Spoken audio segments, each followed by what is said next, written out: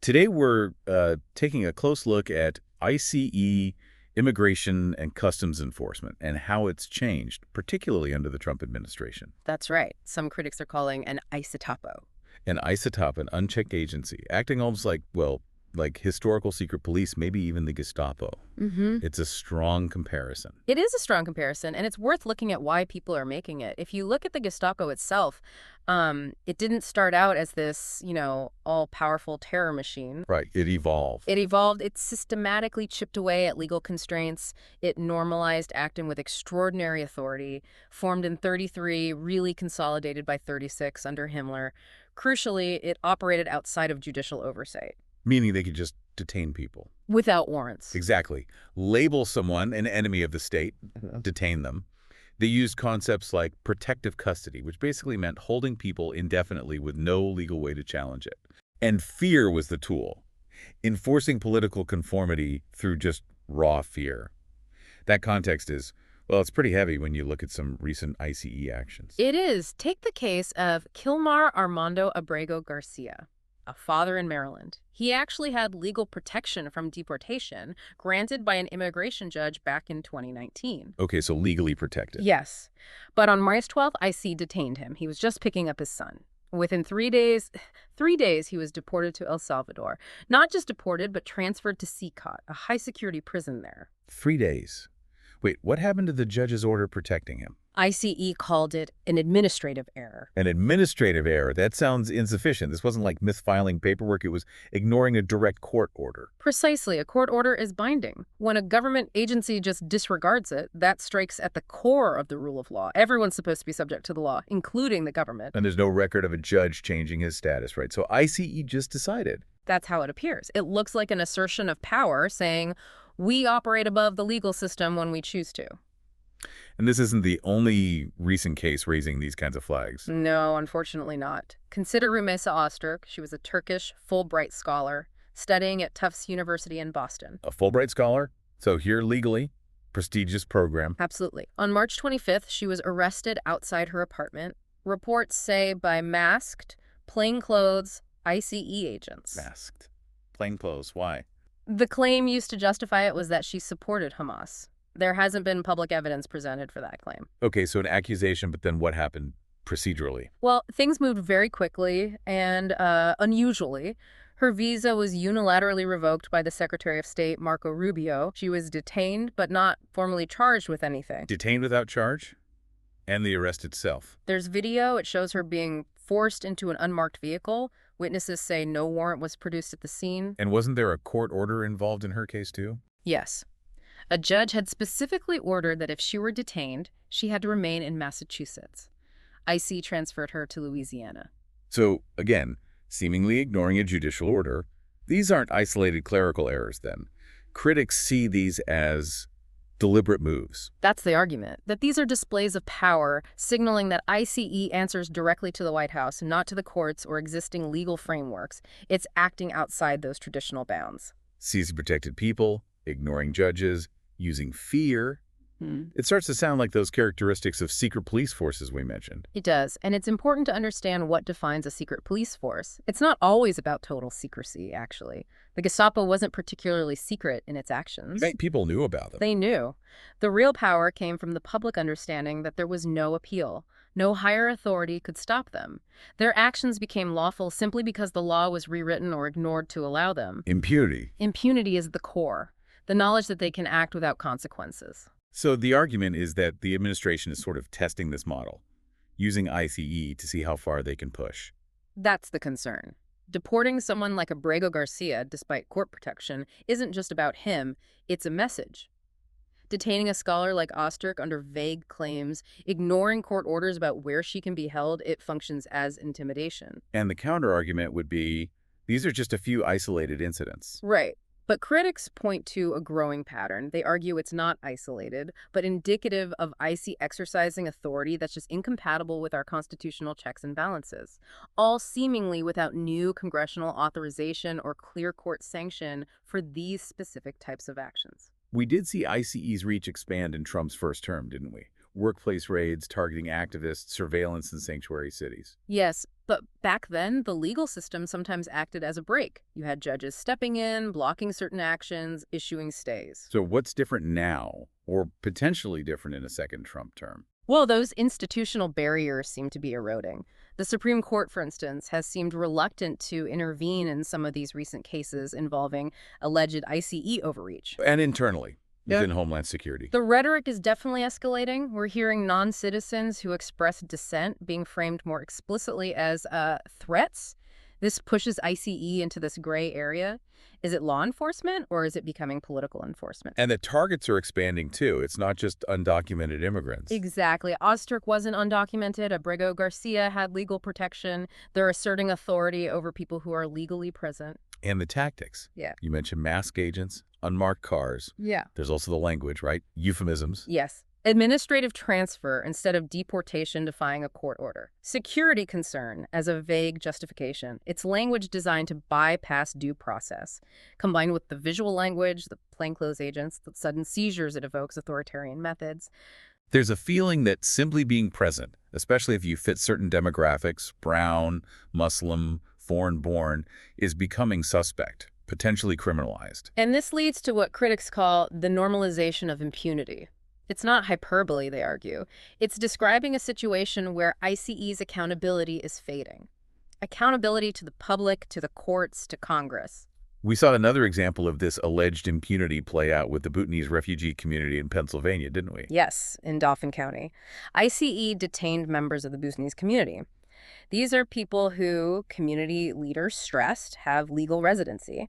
Many underwent extensive vetting after fleeing literally ethnic cleansing in Bhutan. So, legal residents, vetted refugees. What was ICE's justification? ICE claimed they weren't legal residents. This directly contradicts the community's statements. They say people entered legally, some are naturalized citizens, others have green cards. And the way the detentions happened. Reports are deeply concerning. Agents allegedly storming homes, staking out places like laundromats, pulling people away from their jobs, causing immense trauma. These are described as hardworking people, contributing to the community, many owning businesses, professionals. Exactly. And local officials stepped up. County Commissioner Justin Douglas, state representatives, they held press conferences, stood with the community, demanding their rights be respected, calling the ICE actions cruel and unacceptable. State Rep Dave Madsen even shared his own family's immigration struggles, highlighting how complex and, frankly, unforgiving the system can be. So, storming homes, detaining legal residents, these tactics are seen as completely unacceptable. Unacceptable and marking, as critics say, a truly shameful development. When you look at experts on authoritarian regimes, they often list criteria for what constitutes a secret police force. How does ICE stack up against those? It's a useful framework. Typically, you look for 5 things. 1, targeting political opponents or dissidents. 2, answering directly to the leader, not controlled by other agencies. 3, having secret members or operations. 4, specializing in political intelligence and surveillance. And 5, carrying out arbitrary actions, operating outside the standard legal process. Okay, let's break that down. Targeting dissidents. There are reports suggesting this. For instance, targeting individuals for alleged pro-Hamas posts on social media, supposedly under the banner of fighting anti-Semitism. We mentioned Mahmoud Khalil, the pro-Palestinian activist, and Rümeysa Öztürk fits this pattern too. Is there a legal pretext for that? The administration points to the Immigration and Nationality Act of 1952, specifically a clause about potential adverse foreign policy consequences. But many legal scholars see this as a thin veil for retaliating against constitutionally protected speech. Okay, what about control? Does ICE answer directly to Trump? Not directly, no. It's under the Department of Homeland Security. But DHS is overseen by Kristi Noem, a known Trump ally. And Trump's border czar, Tom Homan, is a key figure. Homan has previously defied court orders regarding deportations. So the question is, would Noem or Homan defy a court order if Trump told them to? The structure provides plausible deniability, but the loyalty is clear. Plausible deniability. Right. And secrecy. We talked about plainclothes agents, unmarked cars. Yes, the Öztürk arrest is a prime example. There are other reports, too, detaining men at a courthouse in Charlottesville without showing a warrant, attempting an arrest inside a Wisconsin courthouse without warrant, which actually led to the judge being arrested for obstruction. The judge arrested. Yes. And local ICE offices have reportedly ended routine liaison meetings with local agencies, increasing opacity. Number 4 was political intelligence and surveillance. ICE definitely has significant capabilities here. Its Homeland Security Investigations, HSI division, is a major intelligence wing. Enforcement and Removal Operations, ERO, uses third-party data brokers for mass surveillance companies like Geo Group, Giant Oak, Palantir. They've sought even greater internet monitoring powers, social media background checks, facial recognition. Reports even suggest they monitor criticism of ICE itself. And the last point, arbitrary actions outside the law. We've seen numerous examples cited. Entering schools under false pretenses, collateral arrests, arresting people who just happen to be nearby during a targeted operation, detaining tourists or visa holders without clear cause. There are even reports of U.S. citizens being detained, effectively disappeared for a time, without due process. Add to that the reports of deaths in detention, widespread use of prolonged solitary confinement, which many consider torture. So based on those criteria, It seems ICE meets most of them. Maybe not directly targeting, say, Democratic Party officials yet, and the control isn't absolutely direct. But the key constraints seem weak, and potential budget increases could drastically expand these operations. If it shifts towards targeting U.S. citizens for dissent, ICE could become a central part of an American authoritarian apparatus. the picture emerging from across the country is one of an agency operating with near total impunity in some instances. Warrantless arrests, ignoring judges, deporting people before they even have their scheduled court hearing. Yes, the reports are widespread. Green card holders arrested at hospitals, students on valid visas detained at airports, family members picked up outside courthouses where they were seeking legal help. And the way these arrests happen, the plainclothes agents, sometimes black tactical gear with no ID, refusing to say why someone's being arrested, not showing warrants. It all contributes to an atmosphere of fear and uncertainty. Disregarding court-ordered stays of deportation, moving detainees around constantly to make it harder for lawyers to find them. There was a case of a Bangladeshi student in New York deported within 48 hours, even though he had a court hearing scheduled. Organizations like the ACLU are documenting these patterns. And the detention facilities themselves are under scrutiny. Heavy scrutiny. Allegations of inhumane conditions, medical neglect, denial of visits, lack of access to legal counsel. These echo conditions often seen in authoritarian states. This feels like a direct challenge to core constitutional principles. Absolutely. The Fourth Amendment protects against unreasonable searches and seizures, requires warrants based on probable cause.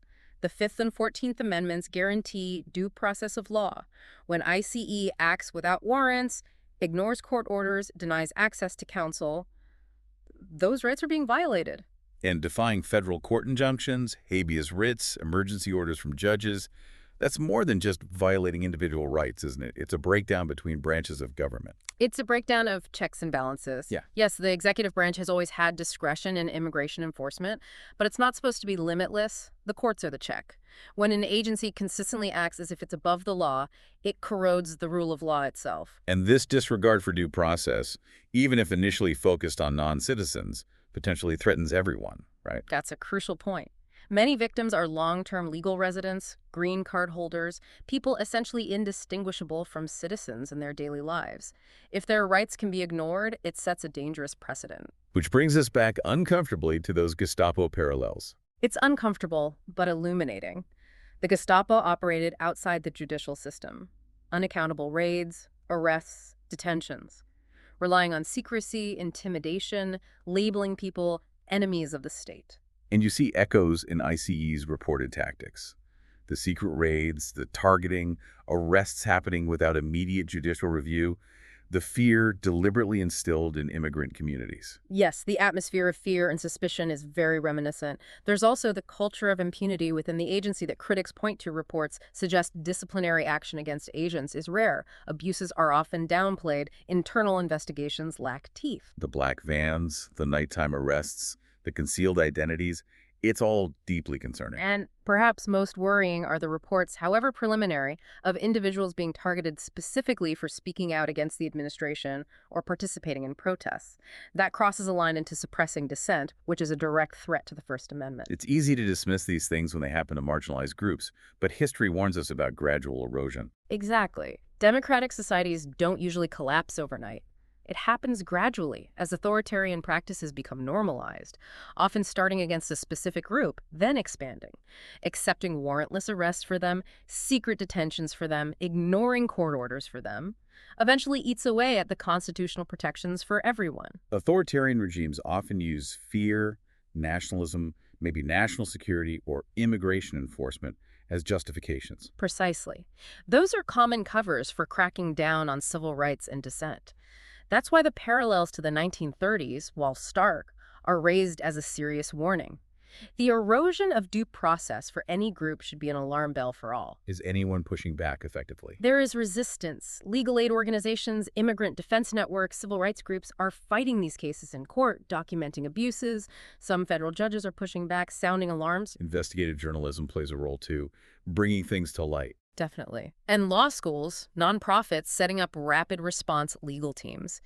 We have seen some judges strongly rebuke ICE actions, even threaten contempt charges for violating orders. But the sense is these are often isolated victories, not enough to stop the overall trend. So what's the path forward? What needs to happen? The most common call is for Congress to step up, reassert its oversight role, demand transparency and accountability from ICE, scrutinize the agency's budget, its operations, perhaps pass new legislation clarifying and limiting its enforcement powers. Ultimately, how a democracy treats its most vulnerable members is a test of its character. It truly is. When state power operates without meaningful checks, when court orders are dismissed as suggestions, when legal residents are treated as disposable, it forces us to ask fundamental questions about who we are as a nation. The echoes of history are there, and as many argue, the time to pay attention and act is now.